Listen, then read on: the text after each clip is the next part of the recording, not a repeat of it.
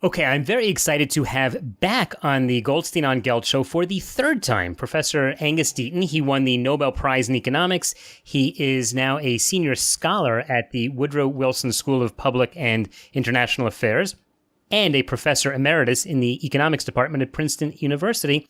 Now, Professor, I have to point out that before you won the Nobel Prize, you were a guest on the show, and it turned out that other economists who were on the show, like Robert Shiller, came on the show and subsequently became the Nobel Prize. So I'm actually beginning a study on my own to see if being on the Goldstein on Gelt show is a prerequisite or some sort of indicator that people will in fact win the Nobel Prize.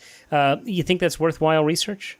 Absolutely. You could probably help your own personal finances that way too. You could also launch on the show.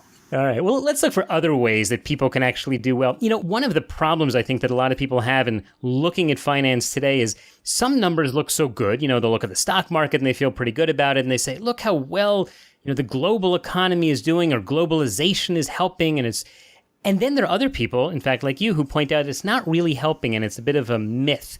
What's really going on here? Well, I think both of those things are true. I mean, it's helping some people and hurting other people. So it depends which of those you look at. And, if you're one of the guys who's well-educated, benefiting from globalization, someone like me, someone like you, who lives in this modern open borders world and can travel and can make money everywhere and generally, lives in this cosmopolitan universe, it's wonderful. And, your pension wealth is probably invested in the stock market, and that's doing pretty well for you too. But, if you're someone who 40 years ago used to get a job working in a steelworks and, used to get promotion, and you could be a blue-collar aristocrat, get married, have kids, those jobs have sort of gone. And so the problems with globalization are not that it doesn't work, it's just that it works for some and it doesn't work for others. Well, it seems the way you described it, that some of the people, like you and me, we have opportunities to do things, and it sounds like other people don't have opportunities. So would it be a good idea to just try and increase the number of opportunities that people have rather than, let's say, the number of benefits that they receive? I think that would be exactly right. I mean, I'm not sure that having a little more in the way of benefits wouldn't be a good idea too, but I think we've got to increase opportunity. And, the division here in the U.S., and I think in much of Europe, is between people who are well-educated, who you have a university degree, and who don't. What you might call the exam passers on the one hand and the exam failures on the other hand. But it's not clear you want everybody to go to college. I mean, I think our educational systems, especially in the U.S., are not doing very well at finding useful, educating people who don't want to go to college in a way that'll make them productive and useful citizens. I mean, I think the Germans seem to be much better at it than we are. One of the things you said is that maybe getting some benefits could help.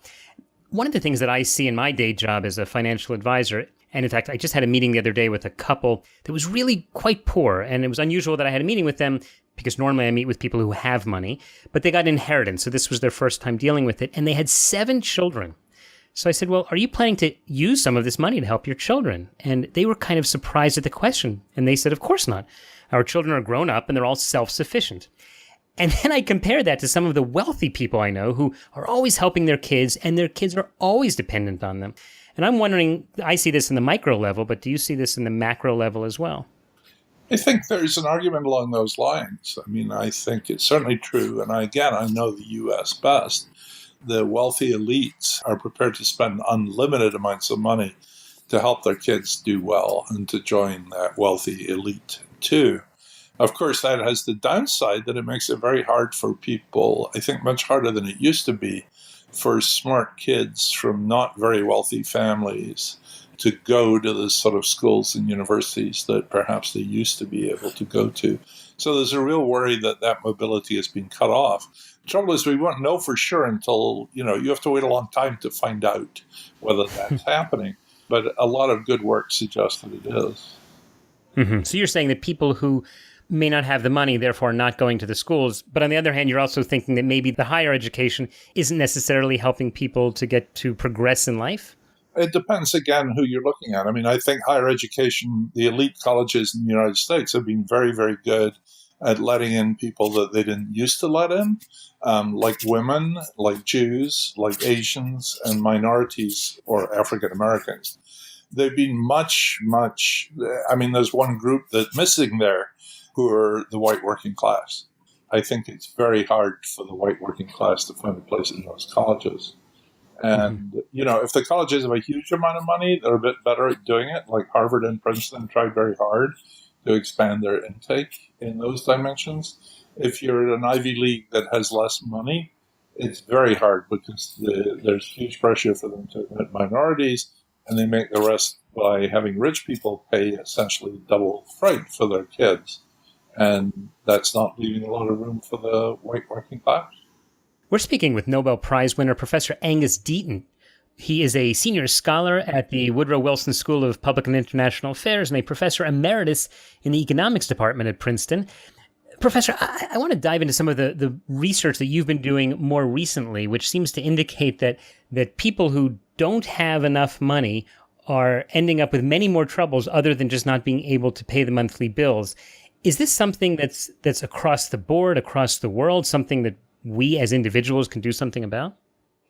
Well, this research is relatively in its infancy. I mean, but what we discovered is that for these people who are not very well educated, that's people who don't have a BA, once they get to middle age in their 50s and so on, not only are they financially strapped, but their health is deteriorating, and there's actually a larger number of them dying by suicide, by drug overdoses, by alcohol abuse too. We don't see very much of this in other countries in the world, and that's one of the reasons why you can't easily ascribe it to the financial crisis. You can't easily ascribe it to globalization, because all the rich countries are facing that in one form or another. So maybe the U.S. doesn't have so much of a safety net. It may also be that sort of anti-labor laws and policies are a much older history in the United States than in much of Europe. Sorry, so what do you attribute these problems to? Well, we attributed this to sort of a slow collapse of working class life over the last 40 years. The jobs that I talked about before, the sort of steel workers' jobs, the jobs that, you could work in manufacturing, you could get steady pay increases, you belong to a union, you had some control over your life at work. The unions had some influence in national politics. By and large, that's all gone. A lot of it, of course, is under the pressure of globalization and of technical change, but the almost complete elimination of unions is unique to the United States. A lot of the anti-labor practices that exist here are unique to the United States. There's a lot of concentration in industry going on. I think that contributes to the productivity slowdown, but I think it's also contributing to workers not doing so well. A lot of times there have been major changes in the world economy, whether it's going from an agricultural to an industrial economy, or what we're perhaps seeing now, which is a more automated economy and less of a need for the types of jobs that you're describing. It seems to me as though this is one way to look at it is just to say how terrible this is and all these people are suffering. And the other way is to say, maybe it's time for a new opportunity. Maybe we don't all have to say there's such a huge value to getting a BA, and, people could be looking at trade schools or other types of schools that we haven't even thought of yet, because the whole education system is kind of confined to a very traditional system, the way it's been for 100 years. I agree with that very much. And I think that's exactly what has to happen. Whether, quotes, we are responsible for that, or whether it will, spontaneous social organization will produce these changes, I don't know. But, one of the things that's interesting is if you look back at the Industrial Revolution, I mean, the historians are still quarreling over whether ordinary people benefited from that, or at least how long it took for them to benefit. It may have been the better part of 100 years. And, if you look at that as your example, the Industrial Revolution wasn't all that great for many people for many, many years. That's a very pessimistic outlook if you think that what's going on is a basic change in the way the world works. I think that there will always be people on the side of against change for whatever it is. They're happy because they may have their own interests in mind, or they just can't imagine a newer world. On the other hand, I find it's... I read a book recently by Peter Diamandis called Abundance. And this Peter Diamandis, who's also a former guest on the Goldstein on Gelt show, you can see the video on YouTube if you'd like. He is one of the most optimistic guys in the world. He just keeps telling you how wonderful things are. And then, it's almost like being reminded, because sometimes I think we get kind of mired in the feeling that, oh, things are so terrible. And I mean, nothing personal, but talking to you, I'm getting a little worried. And then I say, let me just read what Peter Diamandis has to say, because we can see there's great improvement as long as people have the opportunity to be free and to actually pursue it. It would seem to me, and I guess my question to you as we're wrapping up is there a reason to be optimistic because the technology is giving us such great opportunities, or it's just not going in that direction? Oh, absolutely. And what you attributed to him, you could well have attributed to me. I mean, in the first interview we had, we talked about my book, The Great Escape, which is all about how the world is a wonderful place. And the world is better now than it's ever been in human history. And if we focus on all these negative things we're talking about, we tend to forget that. And so, whenever I give a talk, I tend to say, well, look, the world looks terrible right now, but it's better than it's ever been. And those two things are entirely consistent with one another. But there's been all this human progress over 250 years, but it's not been uninterrupted. And there have been awful things that happened along the way, which were just horrendous setbacks.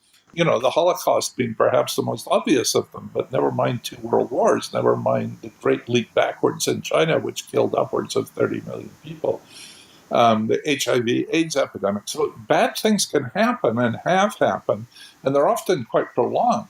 And so you can be an optimist, and I am an optimist, but you don't have to be stupid and believe that, nothing bad can ever happen. So what we worry about now, and I think what it's right to worry about now, is that we have to think our way through this so that the setbacks that are happening or threatened now are not of the horrendous nature that has happened at the worst in the past, and are sort of limited. And there really are things that worry. I mean, populism is not a good way of going forward on these things. And populism is a way of making things worse, not a way of getting out of the dangers we are now. Well, isn't populism just a way of people saying, we're fed up with the systems that are simply not working and haven't been working for decades, and, we're angry and we want something new? That's totally understandable, but putting Donald Trump in charge of the world is going to make things worse, not make things better.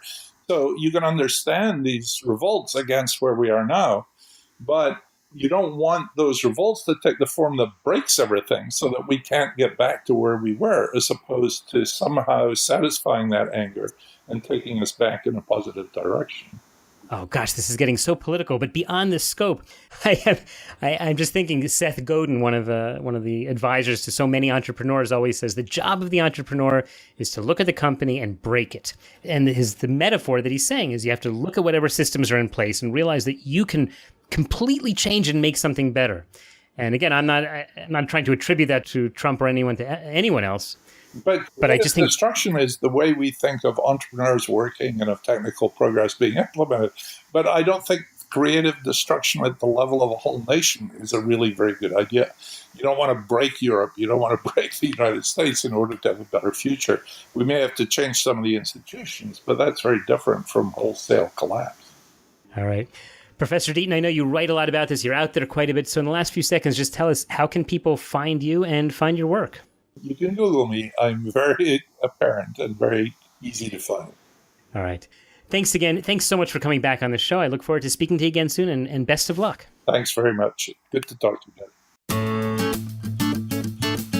You've been listening to the Goldstein on Gelt show with money maven Doug Goldstein. Check out all of Doug's money ideas at goldsteinongelt.com. Doug specializes in helping people who live outside the United States handle their U.S. investment accounts.